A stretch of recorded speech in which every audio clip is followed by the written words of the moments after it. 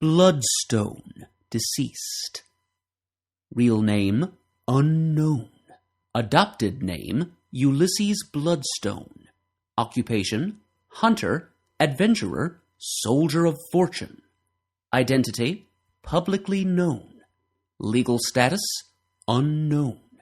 Place of birth, Northern Vanaheim, European continent, circa 8250 BC. Place of death, New York, New York. Group affiliation, none. First appearance, Marvel Presents number 1. Final appearance, Rampaging Hulk number 8. History. The man who would one day call himself Bloodstone was born about 10,000 years ago at the dawn of the Hyborian Age into a small nomadic tribe who occupied the area that would one day be called Scandinavia. One of his tribe's foremost hunters, Bloodstone was hunting for food one day when he encountered the extra-dimensional being Uluxil Quantai Sin, the guardian of the Bloodstone. The Bloodstone was an unearthly crystal which had recently materialized on Earth and which housed the Hellfire Helix, a non-organic life form from another universe that possessed great mystical power. In order to exist within Earth's dimension, the Helix had to encase itself within the protective crystal. The Helix desired to conquer Earth and, to this end, required a native life form to be its agent. Thus, its servant, Uluxil, lured Bloodstone to its lair and offered the savage a portion of the gem's power. Irradiated by the Bloodstone, the hunter was endowed with superhuman strength. Returning to his tribe, he demonstrated his power and told his awestruck people how they too might acquire his gift. The entire tribe accompanied him back to Uluxil's lair and were arranged in formation before the gem.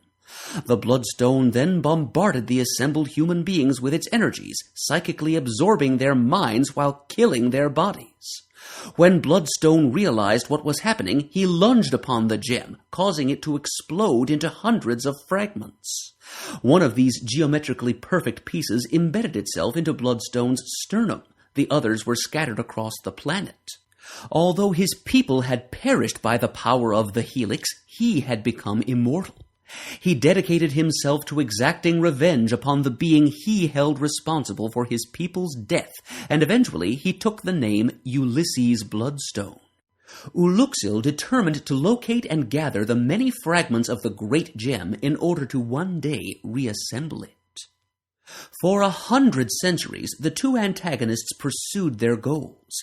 To keep Bloodstone from reaching him, Uluxil dispatched hordes of extra-dimensionally born monsters to kill him. Bloodstone managed to triumph over the many creatures sent against him, but only succeeded in locating his arch-foe a handful of times over the millennia. Whenever he lost Uluxil's trail completely and was not involved in learning new languages, skills, or knowledge, Bloodstone went into a self-induced suspended animation, sometimes for up to a century at a time. By the early 20th century, Uluxil had assembled all but 4 of the gem's fragments, while Bloodstone had acquired a fortune through mercenary work and shrewd investments. By the latter part of the 20th century, Bloodstone had established headquarters in 6 different locations across the globe, each equipped with hand-picked operatives. His main base of operations was the small Pacific isle he called Bloodstone Island. Bloodstone had become very proficient at modern weaponry as well as applied technology.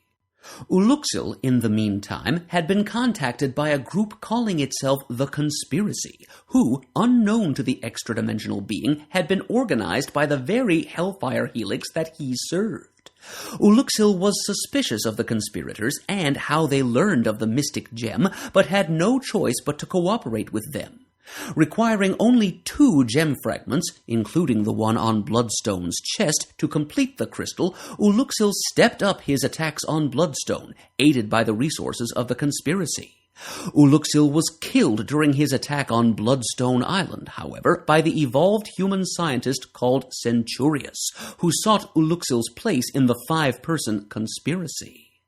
After vanquishing a number of the Conspiracy's agents, Bloodstone was taken captive by the human sorcerer Kabbalah, one of the 5 Conspiracy members, in his lair beneath Central Park. Bloodstone was then told that the Helix had purposely chosen him as the recipient of one of the pieces 10 millennia ago so that it might have a mobile host through which to observe the evolving human species.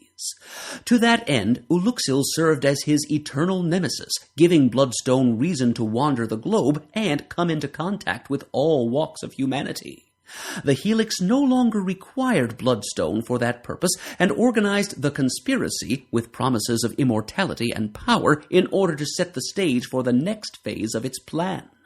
His will subverted, Bloodstone submitted to a surgical operation by conspiracy member Dr. Juden Bartham, which removed the Bloodstone from his chest, killing him in the process. The 5 conspirators then took the remaining piece of the Bloodstone and joined it to the assembled gem in a magical ceremony. The Helix had deluded the conspirators with its promise of power, however, and simply used their special natural energies to bond together its fragments. In the process, the conspirators' bodies were destroyed. Bloodstone, still possessing residual energy from his years of symbiosis with the gem, rose zombie-like from the operating table on which he died and instinctively sought out the restored Bloodstone. Mystically entering the consciousness of the Helix, Bloodstone obsessively found the Hellfire Helix itself and managed by sheer psychic strength to destroy it. The Helix dissipated, the crystalline body it was building for itself shattered, and the essences of the conspirators died. Bloodstone's body then crumbled to dust, having finally exacted revenge on the true being who killed his tribe 10,000 years before. Height, 6 feet 2 inches. Weight, 225 pounds. Eyes, blue. Hair, blonde. Powers. Bloodstone possessed superhuman strength, enabling him to lift, press, about 5 tons. The Bloodstone also conferred upon him vast regenerative powers, enabling him to recover from virtually any form of injury up to the dispersion of a significant portion of his bodily molecules.